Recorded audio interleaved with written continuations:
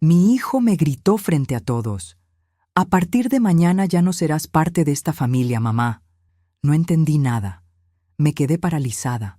Y al día siguiente, cuando entré a la iglesia para su boda, todos descubrimos el secreto que su novia Carolina llevaba años escondiendo. Un secreto que casi me destruyó, pero que terminó salvándome.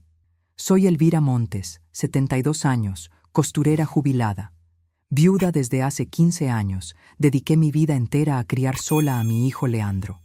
Trabajé en 3 casas, cosí hasta sangrar los dedos, pagué su universidad vendiendo mis joyas. Mi único sueño era verlo formar su propia familia. La víspera de su boda, mientras ayudaba con los preparativos, Carolina me trataba con esa frialdad de siempre. Esa noche escuché una discusión entre ellos. De repente, Leandro apareció en la sala y me gritó esas palabras terribles. Toda la familia se quedó helada. Yo no dormí en toda la noche, con el corazón roto, sin entender qué había hecho mal. Al día siguiente decidí ir a la iglesia de todas maneras. Pero cuando llegué, la boda se canceló en el altar, y ahí comenzó todo. Antes de seguir, asegúrate de estar suscrito al canal y cuéntame en los comentarios desde dónde estás viendo este video. Nos encanta saber hasta dónde llegan nuestras historias. Llegué a la iglesia San Rafael temblando. No de frío, sino de esos nervios que te revuelven el estómago cuando sabes que algo está terriblemente mal. Había dormido apenas 2 horas después de lo que pasó anoche. Pero era la boda de mi hijo. Tenía que estar ahí. La iglesia estaba llena de murmullos inquietos. Los invitados se movían en sus asientos, mirando hacia la puerta cada 5 minutos. ¿Dónde está la novia? Escuché susurrar a la tía Mercedes. Ya van 30 minutos de retraso, respondió su esposo revisando su reloj. El padre Martínez caminaba nervioso cerca del altar, consultando su reloj de bolsillo una y otra vez. Se acercó a Leandro y le susurró algo al oído. Mi hijo asintió, pero vi cómo se pasaba el pañuelo por la frente. Estaba sudando como si fuera julio y estábamos en octubre. Leandro no me había dirigido la mirada ni una sola vez desde que llegué. Después de lo que me gritó anoche, no sabía si siquiera debería estar aquí. Pero era mi hijo, el único hijo que tenía. ¿Sabes algo de la discusión de anoche? Me preguntó en voz baja mi comadre Rosa, que se sentó a mi lado. Dicen que se escucharon gritos. Los familiares de Carolina ocupaban toda la sección izquierda de la iglesia. Su madre, doña Patricia, me lanzaba miradas que podrían cortar vidrio, como si todo esto fuera mi culpa, como si yo hubiera hecho algo para arruinar el día perfecto de su hija. Me hundí más en mi asiento. ¿Realmente había hecho algo malo? Anoche había estado ayudando con los centros de mesa, arreglando los últimos detalles como siempre hacía. ¿En qué momento me convertí en la enemiga? Pasó 1 hora. Carolina no apareció. El padre Martínez se acercó al micrófono. Estimados invitados, vamos a esperar unos minutos más. Fue entonces cuando las puertas de la iglesia se abrieron de golpe. Un hombre alto, vestido de traje gris, entró caminando decidido hacia el altar. Llevaba una carpeta marrón bajo el brazo. Nunca lo había visto en mi vida. Disculpen la interrupción, dijo con voz clara que resonó por toda la iglesia. Busco al señor Leandro Montes. Mi hijo se puso pálido. Soy yo, respondió con voz quebrada. El hombre abrió su carpeta y sacó varios documentos. Señor Montes, soy el detective Ramírez de la Policía Nacional.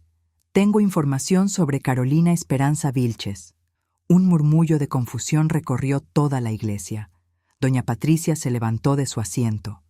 ¿De qué está hablando? La mujer que conocen como Carolina Esperanza Vilches, continuó el detective. En realidad se llama Magdalena Torres Ruiz. Tiene documentos de identidad falsificados. El silencio fue absoluto, como si alguien hubiera robado todo el aire de la iglesia. Está siendo investigada por fraude financiero en 3 ciudades diferentes, siguió el detective, mostrando fotografías y documentos. Ha estafado a múltiples familias usando matrimonios falsos como método. Leandro se desplomó en una silla. No puede ser cierto. Su verdadero esposo vive en Medellín. Tiene 2 hijos con él. Lo que iba a hacer hoy era bígamo y completamente ilegal. Doña Patricia gritó. Esto es una calumnia. Mi hija es una mujer decente. Señora, respondió el detective con calma. Su hija desapareció anoche con 200,000 pesos que sacó de la cuenta bancaria del señor Montes. Tenemos las grabaciones de seguridad del banco. Mi mundo se detuvo. 200,000 pesos. El dinero que Leandro había ahorrado para la luna de miel. El mismo dinero que yo le había ayudado a juntar trabajando horas extra durante meses. El padre Martínez tomó el micrófono con manos temblorosas. La ceremonia queda oficialmente cancelada. Las personas comenzaron a pararse, a murmurar, a salir. Algunos lloraban. Otros parecían aliviados de tener algo de qué hablar durante semanas. Y Leandro, mi Leandro, cayó de rodillas en el altar, llorando como no lo había visto llorar desde que era niño. Me acerqué a él, pero cuando intenté tocarlo, se apartó. No, mamá, no ahora. Ahí entendí algo terrible. Anoche, cuando me gritó que ya no sería parte de su familia, él sabía algo, o al menos sospechaba. Y aún así, me culpó a mí. Tengo que contarte lo que pasó la noche anterior, porque esa noche cambió todo. Esa noche mi hijo eligió destruirme por una mujer que resultó ser una mentira. Era viernes, víspera de la boda. Yo había llegado temprano a la casa de Leandro para ayudar con los preparativos finales. Llevé las flores que había comprado, los centros de mesa que había armado durante toda la semana, y la sorpresa especial, un collar de perlas que había sido de mi madre. Es para Carolina, le dije a Leandro cuando se lo mostré. Algo viejo para la tradición. Él sonrió y me abrazó. Gracias, mamá, eres la mejor. Carolina estaba en la cocina, hablando por teléfono. Cuando me vio, cortó la llamada abruptamente. Hola, Elvira, me dijo sin sonreír. Siempre me hablaba así, como si fuera una extraña. Estuve 2 horas acomodando flores, puliendo copas, organizando los regalos. Carolina supervisaba todo lo que hacía con una expresión de fastidio. No, ahí no, decía cada vez que yo ponía algo. Mejor déjalo, yo lo arreglo después. A las 8 de la noche, cuando terminé, me dirigí a la sala para despedirme. Fue entonces cuando escuché voces alteradas desde la habitación. Tu madre es un estorbo, Leandro. La voz de Carolina era clara y cortante. Me quedé paralizada detrás de la puerta. No digas eso, respondió mi hijo, pero su voz sonaba débil. ¿No? Entonces, ¿cómo explicas que siempre esté aquí, metiendo sus narices en todo? Mañana es nuestro día y ella actúa como si fuera la protagonista. Ella solo quiere ayudar. No quiere ayudar, explotó Carolina. Quiere controlar. Quiere seguir siendo el centro de tu mundo. Pero ya no es así, Leandro. A partir de mañana, tu familia somos nosotros, yo y los hijos que vamos a tener. Silencio. Si no pones límites ahora, continuó Carolina, va a arruinar nuestro matrimonio. Va a estar aquí todos los días, opinando sobre cómo criamos a nuestros hijos, sobre cómo decoramos la casa, sobre cómo gastamos nuestro dinero. Pero es mi madre, y yo voy a ser tu esposa. ¿Qué es más importante? Otro silencio largo. Mi corazón latía tan fuerte que pensé que me iban a escuchar. Tienes razón, dijo finalmente Leandro. Hablaré con ella. No esperé a escuchar más. Salí hacia la sala, fingiendo que acababa de llegar. Unos minutos después, Leandro apareció. Su cara estaba roja, como cuando era niño y había hecho algo malo. Mamá, comenzó, sin mirarme a los ojos. ¿Sí, mi amor? Y entonces explotó, como si todas las palabras que Carolina le había puesto en la cabeza salieran de golpe. A partir de mañana ya no serás parte de esta familia, mamá. El mundo se detuvo. Sentí como si alguien me arrancara el corazón del pecho y lo pisoteara. ¿Qué? Susurré. Ya no puedes seguir viniendo como si esta fuera tu casa. Ya no puedes seguir metiéndote en nuestras decisiones. Carolina y yo vamos a formar nuestra propia familia, y tú tienes que respetar eso. El silencio que siguió fue ensordecedor. Toda la familia estaba ahí. Mi hermana Rosa, mis sobrinos, hasta la tía Mercedes. Todos me miraban como si hubiera cometido algún crimen terrible. Quise preguntarle qué había hecho mal. Quise recordarle los 3 trabajos que tuve para pagar sus estudios, las noches sin dormir cuando se enfermaba, los 350,000 pesos que gasté en su carrera universitaria. Pero no dije nada. Me levanté, tomé mi bolso y caminé hacia la puerta. Nadie me detuvo. Nadie dijo: «Espera, Leandro, eso estuvo mal». Caminé las 15 cuadras hasta mi casa a pie. Era octubre y hacía frío, pero no sentía nada. Estaba completamente vacía. Llegué a mi casa, cerré la puerta y ahí, en mi cocina, me permití llorar como no había llorado desde que murió mi esposo. Me senté en el piso y lloré hasta quedarme sin lágrimas. Lloré por todos los años que di todo por él. Lloré por la mujer que fui antes de ser madre, esa mujer que dejé morir para que él pudiera vivir. Esa noche no dormí. Me quedé despierta repasando cada momento, preguntándome dónde me había equivocado, preguntándome cómo el niño que crié solo, que me decía «Te amo, mami», todas las noches, se había convertido en un hombre que podía destruirme con una sola frase. A las 5 de la mañana tomé una decisión. Iba a ir a esa boda, porque necesitaba verlo ser feliz, aunque él ya no me quisiera en su vida. No sabía que 2 horas después, mi mundo cambiaría para siempre. Esa noche, después del desastre en la iglesia, me senté en mi cocina con una caja de zapatos llena de recibos, fotografías y documentos. Necesitaba entender algo. Necesitaba hacer cuentas. Saqué el primer papel. Recibo de la Academia Inglés Total. 85,000 pesos por 6 meses de clases para Leandro. Recordé cómo trabajé limpiando la casa de doña Carmen todos los sábados para pagarlo. Segundo papel. Comprobante de la Universidad Nacional. 280,000 pesos por semestre. 5 años de carrera. En total, 2,800,000 pesos. Para pagarlo, trabajé en 3 casas diferentes. La de doña Carmen los lunes y viernes, la de la familia Rodríguez los martes y jueves, y la de los señores Vázquez los fines de semana. Durante esos años dormí 4 horas por noche. Me levantaba a las 5 de la mañana para hacer el desayuno de Leandro. Me iba a trabajar a las 6, regresaba a las 2 de la tarde para preparar su almuerzo, y en las noches costuraba vestidos de quinceañera hasta las 12. Mis dedos sangraron tanto que tengo cicatrices permanentes del dedal. Ahí están, en mi dedo medio e índice derecho. Marcas de los años cosiendo para que mi hijo pudiera estudiar. Tercer papel. Recibo de venta de mis aretes de oro. 120,000 pesos. Los vendí para pagar su intercambio a Argentina cuando tenía 22 años. Eran los únicos aretes buenos que tenía, regalo de mi madre el día de mi boda. También vendí mi cadena de plata, mi anillo de compromiso y hasta la máquina de coser de mi abuela. Todo para que él pudiera ampliar sus horizontes, como decía. En 30 años no me fui de vacaciones ni una sola vez, ni siquiera a la playa que queda a 2 horas de aquí. Cada peso extra era para él. Libros, ropa, salidas con amigos. Revisé mi armario mentalmente. La blusa más nueva que tengo la compré hace 4 años, en rebaja. Los zapatos que uso para salir tienen 5 años. Mi vestido bueno, el que me puse para la boda que nunca fue, lo compré cuando Leandro se graduó hace 7 años. Cuarto papel. Resultados médicos de mi artritis. Los escondí durante 2 años para que él no se preocupara. Seguí trabajando con las manos hinchadas, tomando pastillas en secreto.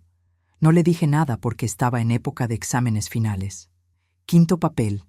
Una foto de Carlos Mendoza, el viudo que trabajaba en el banco. Me invitó a salir 3 veces cuando Leandro tenía 16 años. No puedo, le decía siempre. Tengo que cuidar al niño. Carlos se casó con otra mujer 6 meses después. También rechacé a don Alberto, el dueño de la papelería, y a Roberto, el hermano de mi comadre Rosa. Siempre la misma excusa. El niño me necesita. Sexto papel. Folleto del curso de repostería que siempre quise tomar. Lo guardé durante 15 años, esperando el momento correcto. Ese momento nunca llegó. Siempre había algo más importante. Las clases de Leandro, sus uniformes, sus gastos escolares. Trabajé hasta los 67 años, 3 años más de lo normal, porque él necesitaba ayuda para el apartamento.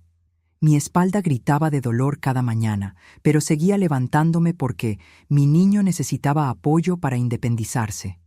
Séptimo papel. Comprobante de transferencia. 450,000 pesos para la remodelación de su apartamento. El mismo apartamento donde vivía con Carolina, donde anoche me dijeron que ya no era parte de la familia. Octavo papel. Lista de gastos de la boda que nunca fue. 180,000 pesos del salón, 85,000 del vestido de Carolina, 45,000 de las flores que yo misma arreglé, 65,000 de la música. En total, 375,000 pesos. Más de la mitad salió de mi cuenta de ahorros. Era siempre la última en todo. La última en comer cuando había visitas. La última en opinar sobre cualquier decisión familiar. La última en recibir un regalo en Navidad, si es que recibía algo. Cuando Leandro cumplió 30 años, organicé una cena para 20 personas. Cociné durante 2 días. Cuando todos se fueron, me quedé lavando platos hasta las 2 de la mañana. Él se fue a dormir sin ayudarme ni darme las gracias. Sumé todo en una servilleta. No pude creer el número. 4,200,000 pesos a lo largo de 30 años. 4,200,000 pesos de mi vida invertidos en él. Si hubiera puesto ese dinero en un banco, hoy tendría una casa propia y una pensión decente. Si hubiera estudiado repostería como quería, tal vez tendría mi propio negocio. Si hubiera aceptado las invitaciones de Carlos o Alberto, tal vez no estaría sola en esta cocina haciendo cuentas a las 2 de la mañana. Pero no se trataba solo del dinero. Se trataba de los cumpleaños que pasé sola porque él tenía planes importantes. De las Navidades donde yo cocinaba para toda su familia política mientras ellos veían televisión. De las veces que me enfermé y nadie preguntó cómo estaba. Me di cuenta de algo terrible. Nunca viví para mí misma. Desde que nació Leandro, dejé de ser Elvira para convertirme en la mamá de Leandro. Perdí mi nombre, mis sueños, mi identidad. Y después de todo eso, después de darle literalmente mi vida entera, él me miró a los ojos y me dijo que ya no era parte de su familia. Ahí, sentada en mi cocina con esos papeles regados en la mesa, lloré de nuevo. Pero esta vez no lloré solo de tristeza. Por primera vez en años, lloré también de rabia. La rabia me mantuvo despierta hasta el amanecer. Pero no era una rabia ciega. Era una rabia que me ayudaba a ver cosas que había ignorado durante años. Empecé a recordar. Carolina siempre me hablaba como si fuera una niña tonta. «Ay, Elvira, mejor déjame a mí», decía cuando yo intentaba ayudar con algo en su casa. «Tú no entiendes cómo funcionan estas cosas modernas». Una vez llevé un postre que había hecho especialmente para una cena familiar. Carolina lo probó delante de todos y dijo: «Está rico, pero muy dulce. La próxima vez mejor encargamos algo de la pastelería». Todo el mundo asintió como si ella tuviera razón. Recordé el día que sugerí cambiar las cortinas de la sala. «¿Qué ideas tan anticuadas tienes, Elvira?», me respondió riéndose. «Esas ya no se usan». Leandro no dijo nada. Nunca decía nada cuando ella me hablaba así. Y lo peor, yo me acostumbré. Me acostumbré a que me trataran como si mis opiniones no importaran. Como si mi experiencia de 72 años no valiera nada comparada con los 28 años de Carolina. Pero ahora veía el patrón completo. No era solo Carolina. Era toda la dinámica que habíamos creado. Siempre me tocaba cocinar en las reuniones familiares. «Tú cocinas tan rico, Elvira», decían. Pero nunca se ofrecían a ayudar. Yo cocinaba, servía y lavaba los platos mientras todos conversaban en la sala. Siempre me tocaba limpiar después de las visitas. «Es que tú tienes experiencia en estas cosas», me decía Leandro, como si limpiar fuera mi talento natural y no algo que aprendí por necesidad. Me tocaba cuidar a la sobrina de Carolina cuando tenían planes de pareja. Una niña de 8 años que me gritaba y no me hacía caso porque su tía le había dicho que yo era solo la abuela y que no tenía autoridad sobre ella. Me tocaba aceptar las burlas disfrazadas de cariño. «Pobre señora», me decían cuando no entendía sus chistes internos. «Ya está muy mayor para estas cosas», susurraban cuando yo preguntaba sobre algo. La familia de Carolina me veía como empleada. Su madre me pedía café como si fuera mesera. Su hermana me mandaba a buscar su cartera cuando se la olvidaba en el carro. Su padre me preguntaba si había limpiado bien el baño antes de usarlo. Y yo obedecía todo, porque pensaba que así era el amor. Pensaba que amar significaba servir sin pedir nada a cambio. Recordé el día del cumpleaños número 30 de Carolina. Llegué con un regalo que me había costado 2 semanas de trabajo extra. Una pulsera de plata con su inicial. Cuando la abrió, frunció el ceño. «Ay, qué particular», dijo. «No sé con qué ropa me la voy a poner». Nadie dijo nada. Nadie le dijo que estaba siendo grosera, ni siquiera Leandro. Recordé otra vez cuando me enfermé de gripe y tuve que faltar a la cena de aniversario de ellos. Carolina me llamó al día siguiente, no para preguntar cómo estaba, sino para preguntarme quién iba a limpiar la casa después de la fiesta. «Es que ya habíamos contado contigo», me dijo, como si yo fuera parte del mobiliario.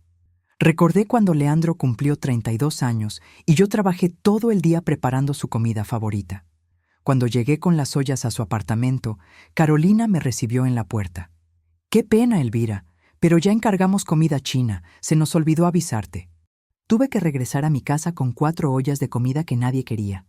Recordé el día que Carolina me pidió prestados 50,000 pesos para una emergencia. Nunca me los devolvió. Cuando le pregunté 3 meses después, me dijo, «Pensé que era un regalo. Como tú siempre das tanto». Recordé cuando me atreví a decir que no me gustaba cómo hablaban del señor García, mi vecino. «Ay, Elvira», me dijo Carolina, «tú siempre tan dramática. Era solo una broma». Pero no era una broma. Era la forma en que me hacían sentir que mis sentimientos no importaban. Lo más doloroso de todo, recordé cómo normalicé cada humillación. Cómo me convencí de que era normal que me trataran así. Cómo pensé que protestando iba a aparecer una suegra problemática. Me senté en el sofá de mi sala y lloré hasta que no me quedaron más lágrimas. Lloré por la mujer que había sido. Lloré por todas las veces que me tragué mi dignidad. Lloré por los años perdidos siendo invisible. Pero entre las lágrimas sentí algo nuevo creciendo dentro de mí. No era solo tristeza. Era algo más fuerte, más claro. Era rabia, rabia legítima, rabia justificada. Y esa rabia me estaba despertando después de años de sueño profundo. Al día siguiente del desastre en la iglesia, algo hizo clic en mi mente. Estaba organizando los papeles que había revisado la noche anterior cuando encontré algo que me heló la sangre. Las escrituras del apartamento donde vivían Leandro y Carolina. El apartamento era mío, completamente mío. Lo había comprado hace 8 años con mis ahorros de toda la vida.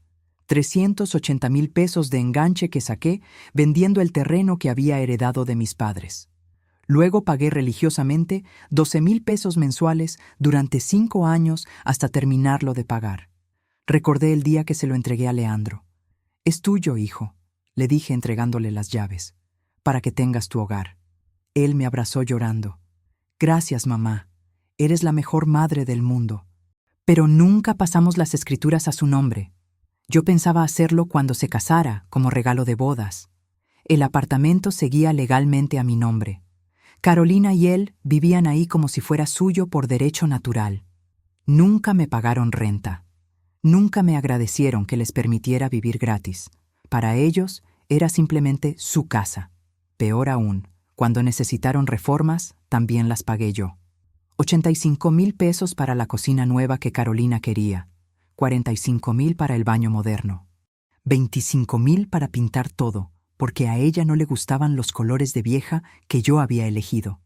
En total, había invertido 535,000 pesos en ese apartamento. Y ellos lo trataban como si yo fuera una intrusa cada vez que lo visitaba.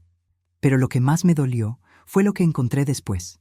Revisando la computadora de Leandro, él me había dado la contraseña años atrás para que pudiera usarla.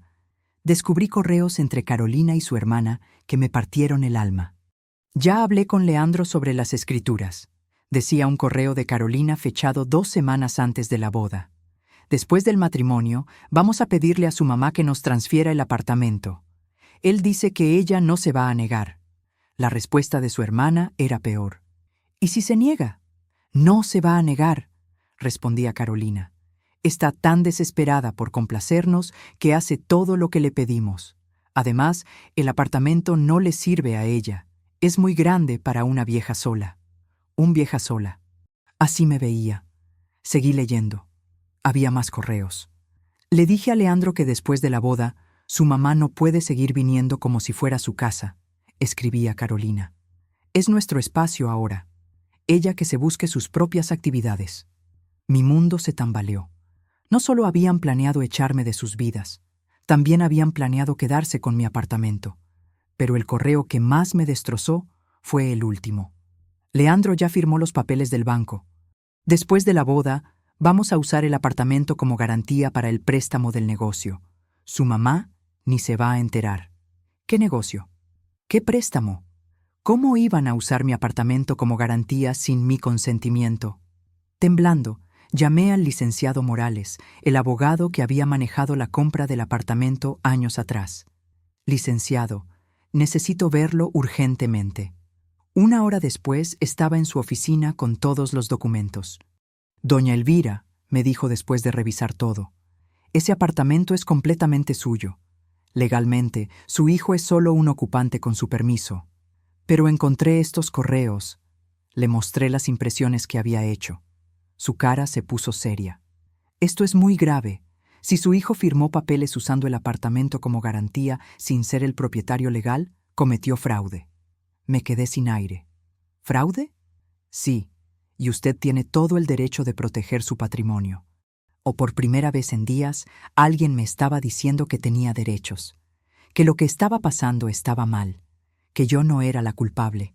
Doña Elvira, continuó el licenciado, usted ha sido muy generosa, demasiado generosa, pero la generosidad tiene límites cuando se convierte en abuso. Esas palabras me llegaron al alma. Abuso. Eso era lo que había estado viviendo. ¿Qué puedo hacer? Pregunté con voz quebrada. Lo que usted quiera, me respondió firmemente. Es su apartamento. Usted decide quién vive ahí y bajo qué condiciones. Si quiere que se vayan, tienen que irse.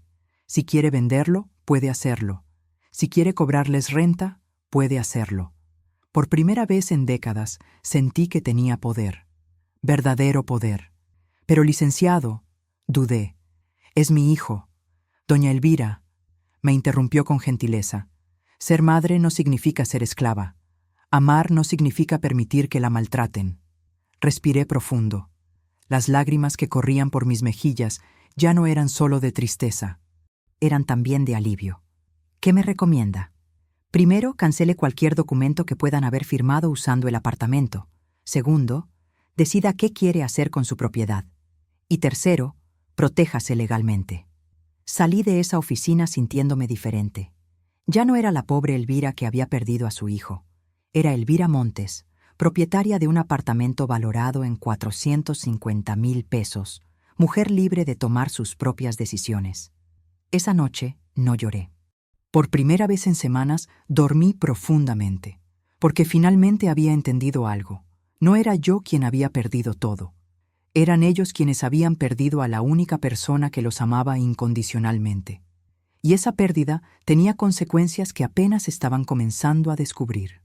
El lunes siguiente, mientras Leandro seguía devastado por lo de Carolina y encerrado en casa de mi hermana Rosa, decidí ir al apartamento.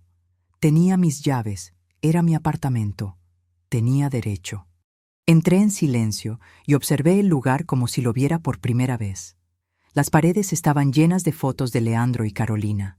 En París, en la playa, en restaurantes elegantes. Yo no aparecía en ninguna. Ni una sola foto de la mujer que había pagado por ese lugar. En el buró principal tenían una foto de su familia. Los padres de Carolina, su hermana, Leandro y ella. Como si yo no existiera. Como si los 32 años que llevaba siendo madre fueran irrelevantes. Fui a la cocina. Mi regalo de cumpleaños para Leandro del año pasado, un juego de ollas caras que me costó 45,000 pesos, estaba guardado en el armario de arriba, sin usar. Carolina había insistido en que no combinaban con la decoración de su cocina. En cambio, tenían exhibidos los regalos que ella había recibido de su familia.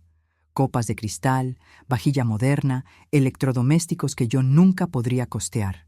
Mis regalos estaban escondidos, como si fueran vergonzosos. Pero lo peor lo encontré en el escritorio de Leandro. Había una carpeta con documentos del banco. Reconocí la letra de Carolina en notas manuscritas. Apartamento en garantía, 320,000 pesos disponibles, negocio boutique. También había cotizaciones de locales comerciales y planes de negocios. Todo calculado usando mi apartamento como respaldo financiero. Encontré los papeles que Leandro había firmado. Efectivamente, había puesto el apartamento como garantía para un préstamo de 280,000 pesos. Sin consultarme, sin decirme. Como si fuera suyo por derecho. En ese momento algo se rompió dentro de mí. No se quebró con tristeza. Se rompió con una claridad feroz y cristalina. Saqué mi teléfono y llamé al licenciado Morales. Licenciado, quiero vender el apartamento. Ahora. ¿Está segura, doña Elvira? Completamente segura. Muy bien. La comunico con un corredor de confianza. 2 horas después, el corredor estaba evaluando el apartamento. Con el mercado actual, podemos venderlo en 420,000 pesos. Hay mucha demanda en esta zona. ¿En cuánto tiempo? 1 semana máximo. Proceda. Esa tarde contraté una empresa de mudanzas para guardar las pertenencias de Leandro y Carolina en un depósito por 3 meses. Pagué por adelantado. Les daba tiempo suficiente para organizarse. No era venganza, era supervivencia. El viernes, exactamente 1 semana después, el apartamento estaba vendido. Los nuevos propietarios, una pareja joven con un bebé, estaban felices de conseguir un lugar tan bien ubicado. Cuando firmé las escrituras de venta, sentí algo extraño, como si estuviera cerrando una puerta, pero también como si estuviera abriendo otra. 420,000 pesos en mi cuenta bancaria. Dinero que era completamente mío, que nadie podía tocar, que nadie había planeado usar sin mi permiso. Antes de entregar las llaves por última vez, dejé una carta sobre la mesa del comedor. Leandro, el apartamento ha sido vendido. Tus pertenencias están en el depósito Los Robles, casillero 47. Tienes 3 meses pagados para recogerlas. Este no fue un acto de venganza. Fue un acto de dignidad. Durante años permití que me trataran como empleada en el lugar que yo pagué. Encontré los correos de Carolina planeando quedarse con mi apartamento. Encontré los papeles donde tú firmaste usando mi propiedad como garantía sin mi consentimiento. Me dijiste que a partir del día de tu boda, yo ya no sería parte de tu familia. Decidí tomarme en serio tus palabras. No soy la madre malvada que destruyó tu vida. Soy la mujer que finalmente decidió valorarse a sí misma. Cuando estés listo para tratarme como persona y no como función, mi puerta estará abierta. Hasta entonces, aprende a vivir las consecuencias de tus decisiones. Con amor, pero con dignidad. Elvira. Cerré la puerta del apartamento por última vez y entregué las llaves al corredor. Caminando hacia la calle, no sentí tristeza. Sentí algo que no había sentido en años. Libertad. Por primera vez en 30 años, tenía dinero propio que nadie podía tocar. Por primera vez en décadas, no tenía que consultar con nadie sobre mis decisiones. Por primera vez en mi vida adulta, yo controlaba mi destino. Esa noche dormí en mi casa, en mi cama, sabiendo que al día siguiente podía hacer lo que quisiera con mi vida. Y por primera vez en mucho tiempo, ese pensamiento no me daba miedo, me daba esperanza. Esa noche escribí la carta más difícil de mi vida. Me senté en la mesa de mi cocina con una hoja en blanco y dejé que las palabras salieran directo del corazón. Hijo, te amé más que a mi propia vida. Desde el día que naciste, dejé de existir para mí misma y comencé a vivir solo para ti. Trabajé en 3 casas durante 15 años para pagar tus estudios. Dormí 4 horas por noche durante 1 década.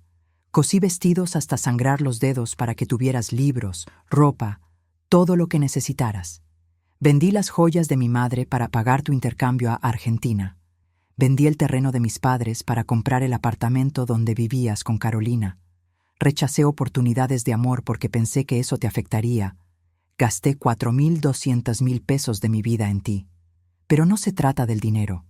Se trata de los 30 años que dejé de ser Elvira para ser solo la mamá de Leandro. Durante los últimos 2 años, Carolina me trató como empleada en el apartamento que yo pagué. Me hablaba como si fuera una niña tonta.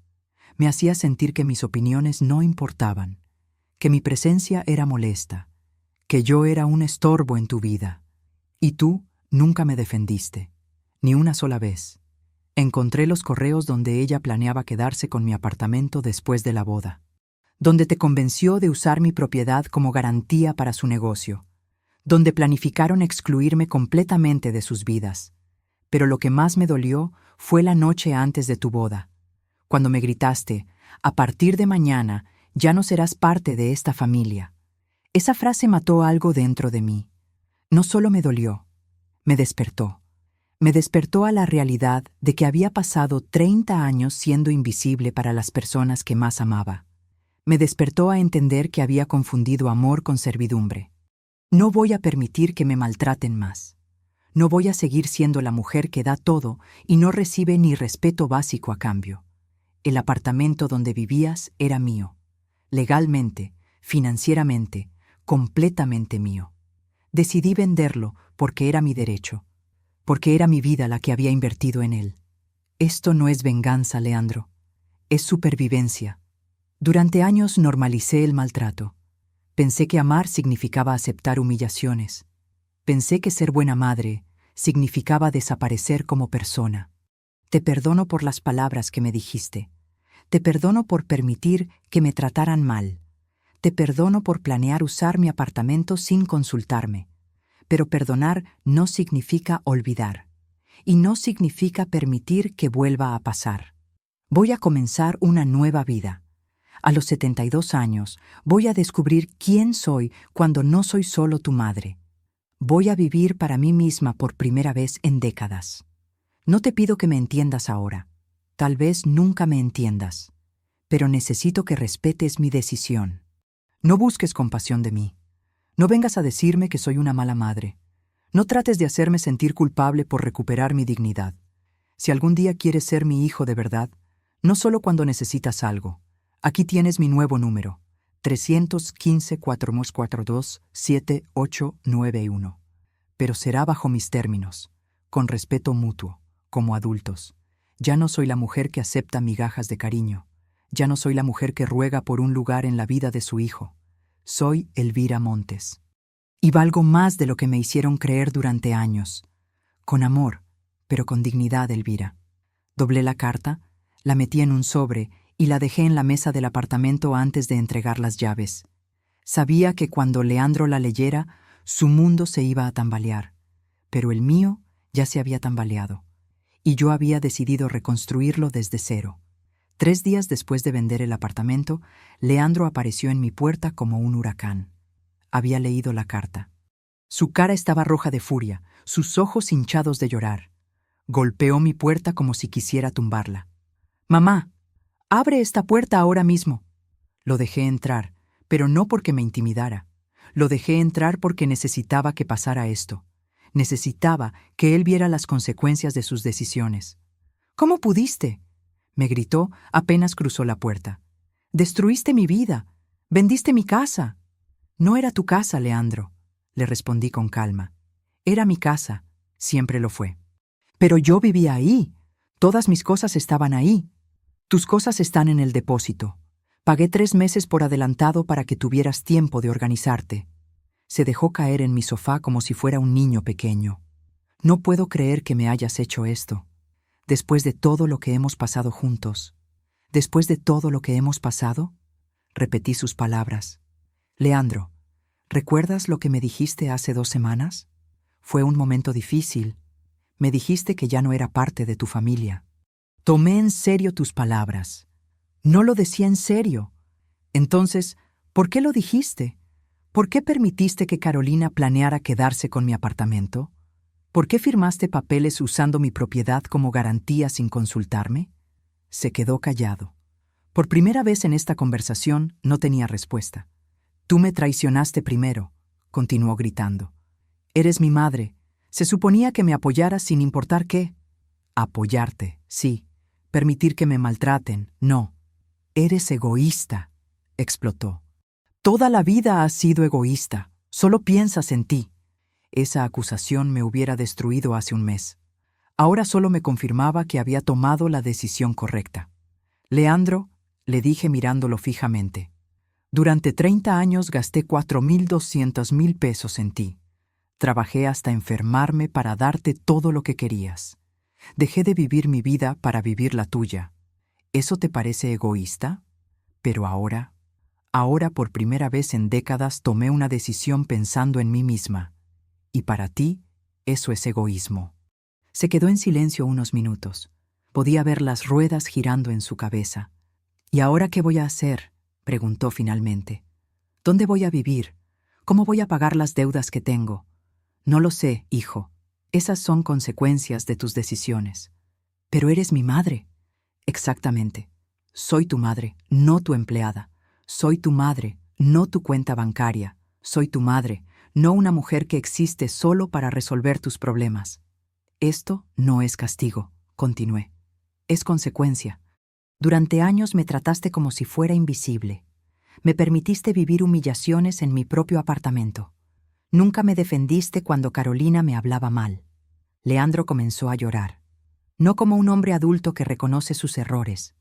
Lloraba como un niño que quiere que mami resuelva todo. Pero te necesito, susurró. No, Leandro, no me necesitas. Necesitas que alguien resuelva tus problemas. Necesitas que alguien pague tus cuentas. Necesitas que alguien aguante tus malos tratos en silencio. No es cierto. ¿Cuándo fue la última vez que me preguntaste cómo estaba? ¿Cuándo fue la última vez que te preocupaste por mi salud, por mis sentimientos, por mis necesidades? No pudo responder. ¿Sabes que tengo artritis desde hace 3 años? No, no lo sabes, porque nunca preguntas. No sabía, porque nunca te importó saber. Se levantó del sofá y caminó hacia la puerta. No puedo creer que seas tan cruel. No soy cruel, hijo. Soy una mujer que finalmente aprendió a valorarse. Antes de irse, se volteó hacia mí. Perdiste a tu único hijo por dinero.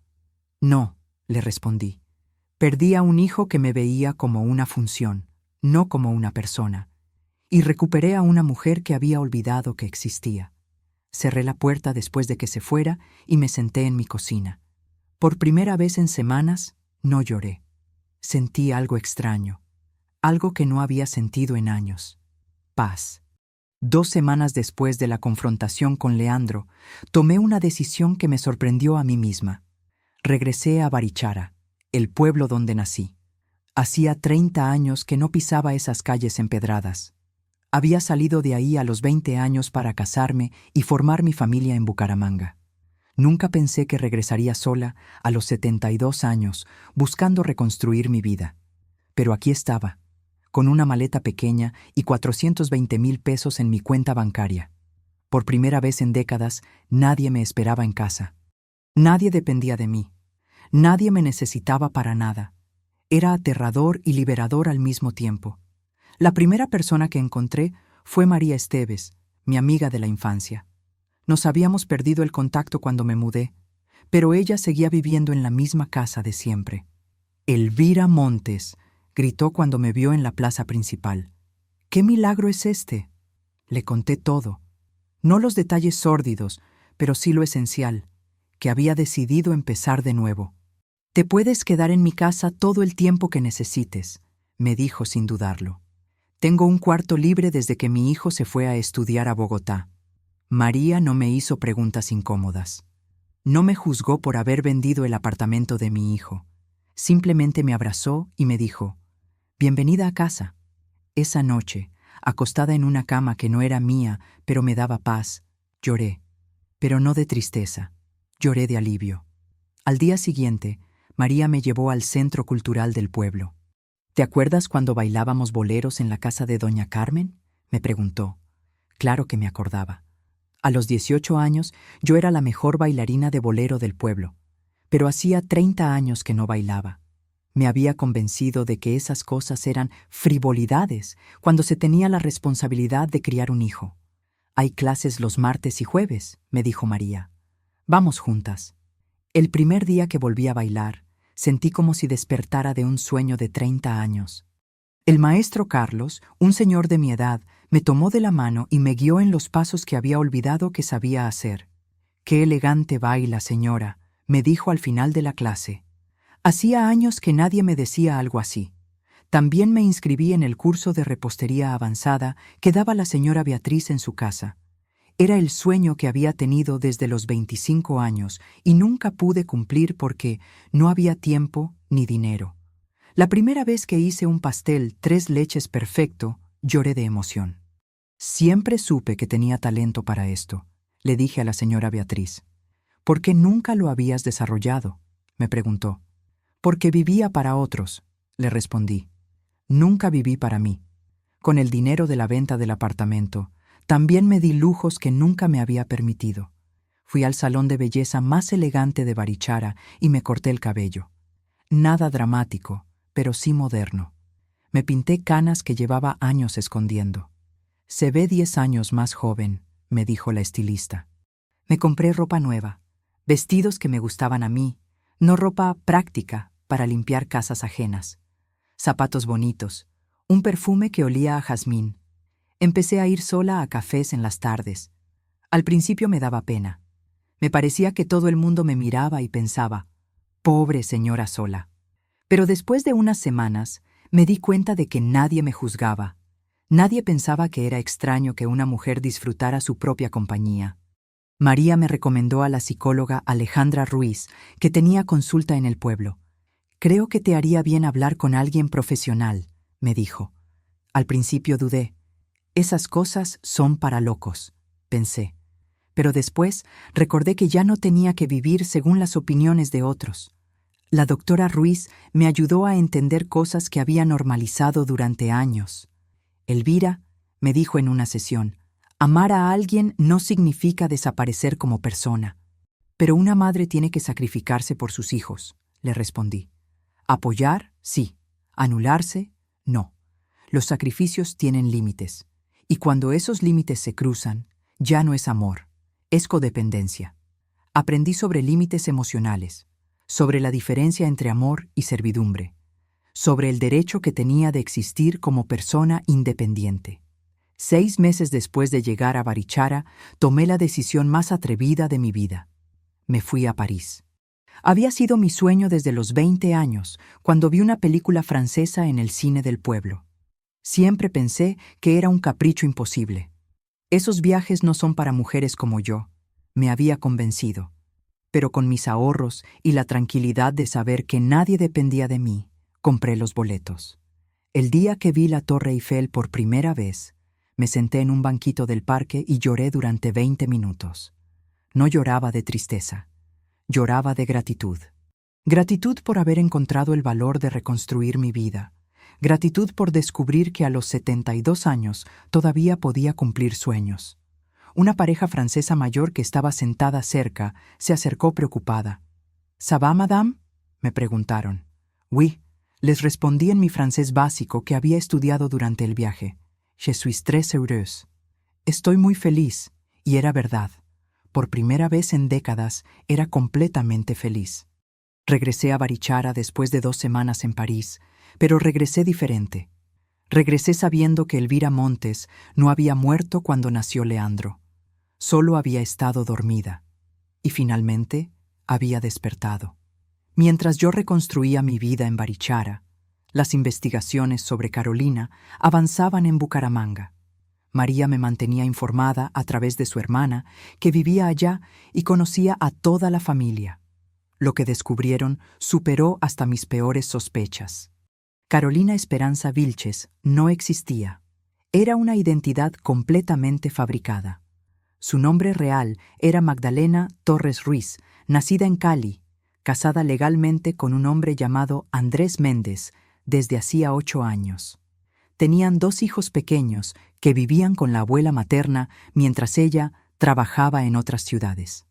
Pero no trabajaba, estafaba. Los investigadores descubrieron que tenía al menos 3 identidades diferentes en 3 ciudades distintas. En Medellín era Patricia Sánchez, comprometida con un ingeniero viudo de 45 años al que le había robado 150,000 pesos. En Cali era Ana Lucía Mora, prometida de un comerciante de 52 años que había perdido 280,000 pesos invirtiendo en el negocio familiar de ella. Su método era siempre el mismo. Se acercaba a hombres solos, viudos o solteros con estabilidad económica. Se ganaba su confianza, Se comprometía con ellos y poco a poco iba extrayendo dinero para emergencias o oportunidades de negocio. La boda con Leandro iba a ser su golpe más grande. No solo se iba a quedar con mi apartamento, sino que había convencido a mi hijo de pedir un préstamo de 280,000 pesos adicionales para abrir una boutique que jamás existiría. El plan era casarse un viernes, sacar todo el dinero el lunes siguiente y desaparecer el martes con una nueva identidad hacia otra ciudad. El detective Ramírez interrogó a Leandro durante 3 días. Mi pobre hijo llegó roto emocionalmente a declarar, pero también profundamente culpable. Su hijo fue víctima también, me contó María por teléfono, pero reconoció que sabía que algo andaba mal, solo que estaba muy manipulado para hacer algo al respecto. Leandro le confesó al detective que Carolina le había prohibido darme la dirección del apartamento nuevo donde pensaban mudarse después de la luna de miel. También le había dicho que cambiara su número de teléfono para que yo no pudiera molestarlos en su nueva vida. Ella me convenció de que tú eras el problema, le había dicho Leandro al detective, según me contó María. Me hizo creer que mientras tú estuvieras en nuestras vidas, nunca podríamos ser felices. Cuando la noticia se hizo pública, la familia de Leandro se volvió contra él. Mi hermana Rosa dejó de hablarle. ¿Cómo pudiste tratarla tan mal por una estafadora?, le gritó en el único encuentro que tuvieron después del escándalo. Los amigos de Leandro también lo abandonaron. No por el dinero que había perdido, sino por la forma en que me había tratado. Todos sabíamos lo que tu mamá había sacrificado por ti, le dijo su mejor amigo Carlos, según supe después. Y tú la botaste como si fuera basura por una mujer que ni siquiera era quien decía ser. Leandro también perdió su trabajo en la empresa donde llevaba 5 años. Su jefe consideró que alguien que podía ser manipulado tan fácilmente no era confiable para manejar las finanzas de la compañía. Sin trabajo, sin apartamento, sin ahorros y sin familia, mi hijo tuvo que mudarse a un cuarto de pensión en un barrio popular. 180,000 pesos mensuales por un espacio del tamaño de mi baño. María me contó que lo había visto en el mercado comprando arroz y pasta en las cantidades más pequeñas posibles.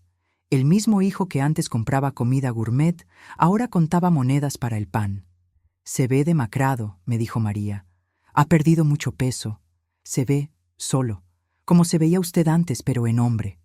Por primera vez en su vida, Leandro estaba experimentando la soledad real.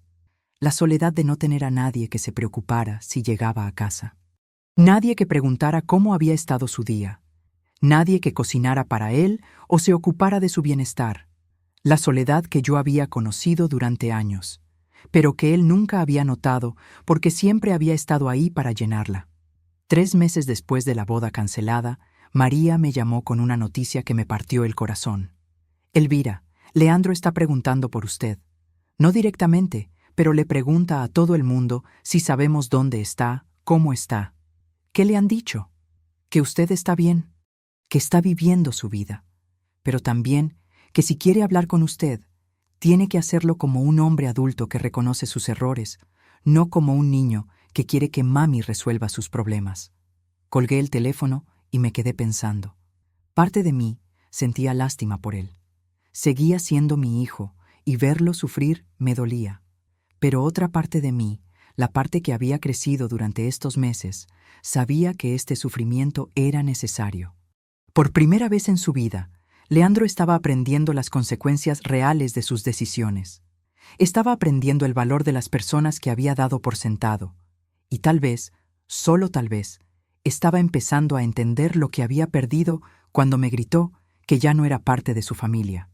6 meses después del escándalo, Leandro tocó fondo de una manera que nunca había experimentado.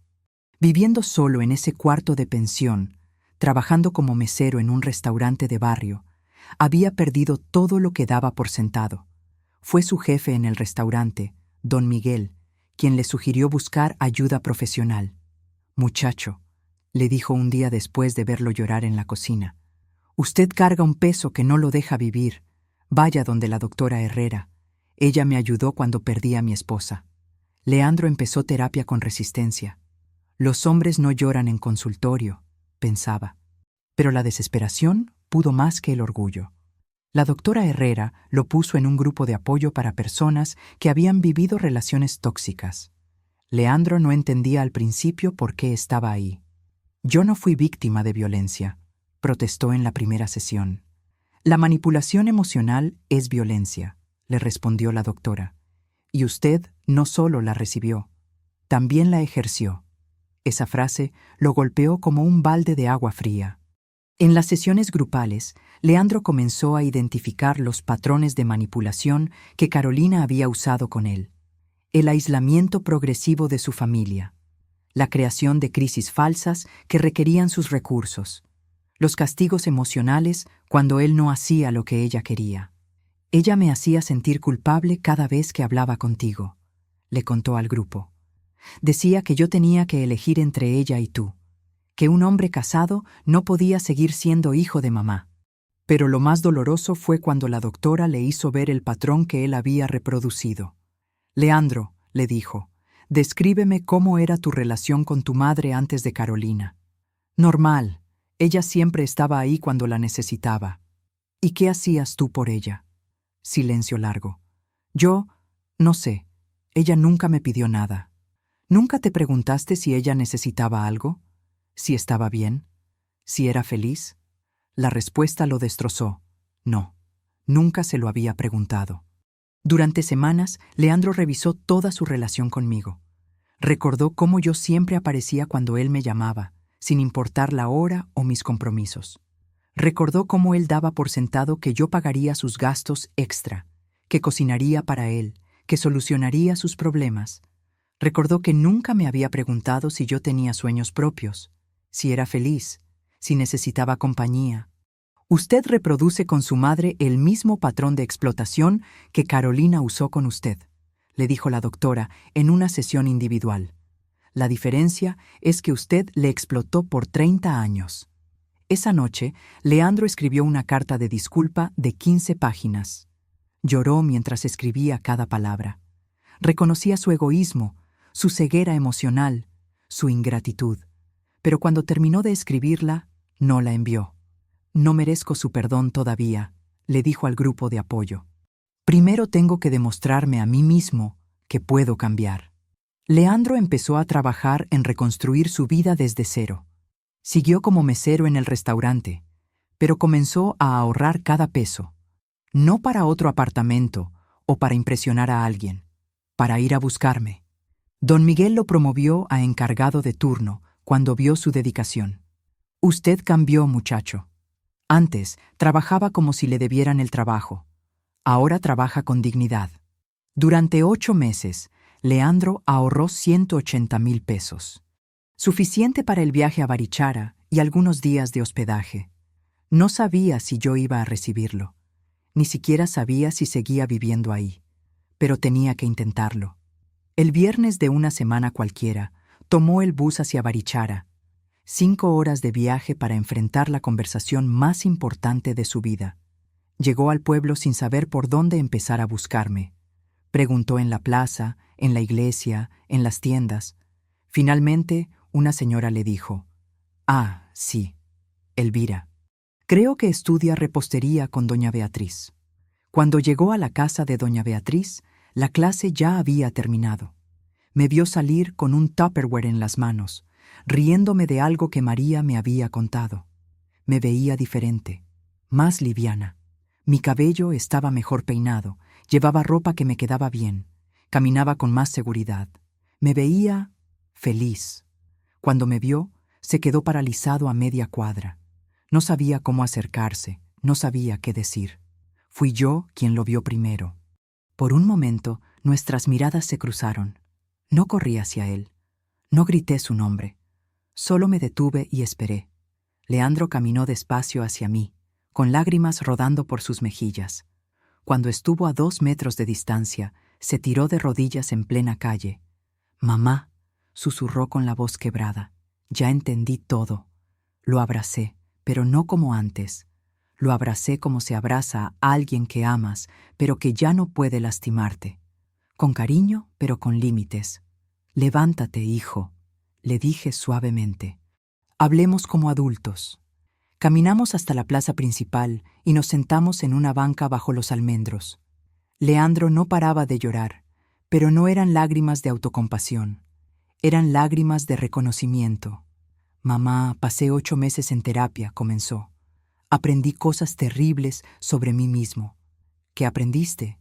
Que fui un egoísta, que viví 30 años tomando de ti sin dar nada a cambio, que dejé que Carolina te maltratara porque era más fácil sacrificarte a ti que enfrentarla a ella. Escuché en silencio. Necesitaba escuchar todo. Entendí que Carolina me manipuló, pero también entendí que yo reproduje con ella la misma dinámica que tenía contigo. Yo explotaba tu amor incondicional y después permití que ella explotara mi dependencia emocional. ¿Y qué más entendiste? Que nunca te vi como persona. Te veía como función, como la mujer que solucionaba mis problemas, que pagaba mis cuentas, que cocinaba para mí. Nunca me pregunté si eras feliz, si tenías sueños, si necesitabas algo. Sus palabras me llegaron al alma porque eran exactamente lo que yo había necesitado escuchar durante años. Leandro, le dije tomando sus manos, te perdono, ya te había perdonado hace tiempo. ¿En serio? Sí, pero perdonar no significa volver a lo mismo. No significa que voy a regresar a ser tu empleada emocional. Lo entiendo. Fui tu madre durante 30 años, continué, pero nunca fui yo. Dejé de existir como Elvira para ser solo la mamá de Leandro. Eso no va a volver a pasar. Le conté sobre mi nueva vida, sobre las clases de baile, el curso de repostería, mi viaje a París, mi terapia con la doctora Ruiz. Te ves tan diferente, me dijo. Te ves libre. Me siento libre. Por primera vez en décadas, vivo para mí misma. ¿Eso significa que ya no quieres ser mi madre? Siempre voy a ser tu madre. Pero ahora también soy Elvira, y Elvira tiene límites. Le expliqué las condiciones para nuestra relación de ahora en adelante. Voy a seguir viviendo aquí en Barichara. Voy a seguir con mis clases, mis viajes, mi vida independiente. Puedes visitarme cuando quieras, pero respetando mi espacio y mi tiempo. Por supuesto, no voy a volver a pagar tus cuentas ni a resolver tus problemas. Puedes pedirme consejo, pero la responsabilidad de tu vida es tuya. Entiendo. Y no voy a tolerar que me falten el respeto nunca más, ni tú ni nadie. Nunca más, mamá. Te lo prometo. Durante las siguientes 3 horas conversamos como nunca habíamos conversado, como 2 adultos que se respetan mutuamente, sin que yo tuviera que complacer sus caprichos, sin que él diera por sentado mi apoyo incondicional. Leandro se quedó 2 días en Barichara, no en mi casa.